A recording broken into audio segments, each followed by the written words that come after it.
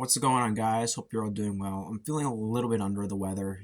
I got a headache and I had a little bit of a running nose this morning, but think I'm feeling better. I still have the headache, but I should be able to record this video just fine. So today we're going to be talking about the objection that Jesus is Esus, the demon of Gaul. Is that true? So we're looking at 3 arguments that I found from John Truth, and there could be more on this, but this is really the only ones I could think of that would actually, be arguments for this. And the first one is, well, look at their names. Their names are so similar. So Jesus must have come from Esus of Gaul. The second argument is, well, look at their pictures. The pictures look the same. So that means they must be the same person. And then the third argument, which is, I still am trying to understand it. It's that, well, look, Deuteronomy 28:68 says that there are false gods made of stone. And guess who's made of stone? Esus and Jesus. I know, it's bad. We'll get to that. So anyway, how do Christians respond to this? Do we just give up on Jesus, admit that he's a pagan god, and go follow Yahusha? So what about the first argument? How do we address the fact that their names look so similar? Well, to point out first, I want to point out the guilt by association fallacy. This is a fallacy where you're going to associate something with something else just because of some similarity, especially when it's an arbitrary similarity. So the names looking the same doesn't mean, therefore, that's where Jesus came from. Where Jesus actually came from was not Esus of Gaul. It is from the Greek name Esus, which I've already defended, as well as the Latin one, Jesus, I think. I forget how it's pronounced, but those are where Jesus came from. It's a transliteration of those, not Esus. Esus doesn't have the first entire letter or few letters because Jesus is 2 letters, iota and eta, but it doesn't have those entire first part. They don't have that kind of connection. Where Jesus actually came from was those, and then eventually, ultimately, the Hebrew version. Also, the Aramaic version, which sounds a little bit more like Yeshu or Yesu. Anyway. So the names don't have really any correlation other than they look similar. And the name Esus and the name Jesus have 2 different meanings. The name Jesus comes from the name which means Yah's salvation. Yahweh's salvation. Whereas Esus just means Lord. And they'll say, oh, well, look at that. It's Lord. That means Jesus is Esus because he's Lord. Not necessarily. So Esus, the name meaning Lord, doesn't mean every time you say the name Lord, just like I said in the Baal video. Not every time you say Lord are you referencing Baal. In the same way, not every time you say Lord are you referencing Esus.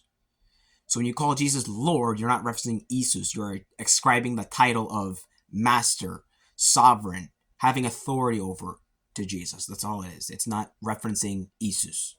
What about the second argument? Their pictures must look the same. You see, that is obviously the proof. How can you reject that? Well, see, here's the thing. Paintings are not authoritative. I don't even think Catholics believe this. You'll maybe double check, but I'm like 99% sure Catholics don't believe a picture of Jesus is authoritative depiction of Jesus. Or Eastern Orthodox. I don't think they believe that. Pictures are not meant to. If someone makes a painting of Jesus, I'm not meant to accept that as, all right, I must accept this as Jesus, otherwise I'm going to hell. It's nothing like that. All right, that is a gross misrepresentation of Christianity. People making paintings of Jesus, I don't have to take that as authoritative. Now, could some of the paintings of Jesus have been inspired by Esus? Potentially. But does that mean I have to accept Jesus as Esus? No, because I don't accept paintings as authoritative. Literally, I have right here a list of many different depictions of Jesus, and a lot of them look nothing like Esus of Gaul. So, no, this isn't a good argument. Pictures are not meant to be authoritative. Now, what about the stone images? Deuteronomy 28:68, look at that. Stone images of pagan idols. Therefore, Jesus must definitely come from Esus. Well, first of all, that's a non sequitur. Jesus could come from many other statues, like maybe the David one or the Moses one. I can say that. To say, look, this is where he actually came from, because look, they're both stone. That wouldn't refute the claim that it's pagan, which we're going to get into in a second. It just would refute the fact that it comes from Esus. It's a non sequitur. The second point I do want to make is that this is just so arbitrary. I'm sorry. There's many different things you can find made of stone that aren't necessarily pagan. Like maybe you can, for example, the stone tablets. You can have stone tablets. Are those pagan? No, those are not pagan idols. Those are writings. Uh, something I could. I don't know. Imagine I carved a water bottle with stone. Am I making a pagan idol? No, I'm just making something out of stone. You know, there can be so look the verse on Deuteronomy. Excuse me. That's not saying that everything carved from stone is pagan. The point there is that you will find pagan idols carved out of stone. Not that everything made out of stone is pagan. Otherwise, stone tablets, stone inscriptions, even generic stone uh, images, like, or not, I don't want to use the word images, like, depictions, rather. Like, that would make all these generic things pagan, and they're not. Again, if I don't know, I gotta throw this water bottle out. It's been down here a while, but if I made a stone carving to depict this water bottle, I'm not making a pagan image. It's literally a water bottle, and I'm not worshiping it. If I were worshiping it, then that would be pagan. All right, that would be pagan. But I'm not. If I'm not worshiping it, it's nothing. Or even like this dog here. Imagine I made this dog out of stone. This isn't. I don't think this is stone. This is plastic. If I made that, I'm not. That's not me worshiping pagan idols. This is so arbitrary. So the verse in Deuteronomy is not saying that everything carved out of stone is pagan. That's not the point of that Deuteronomy is making. That is a gross misrepresentation of what Deuteronomy is saying.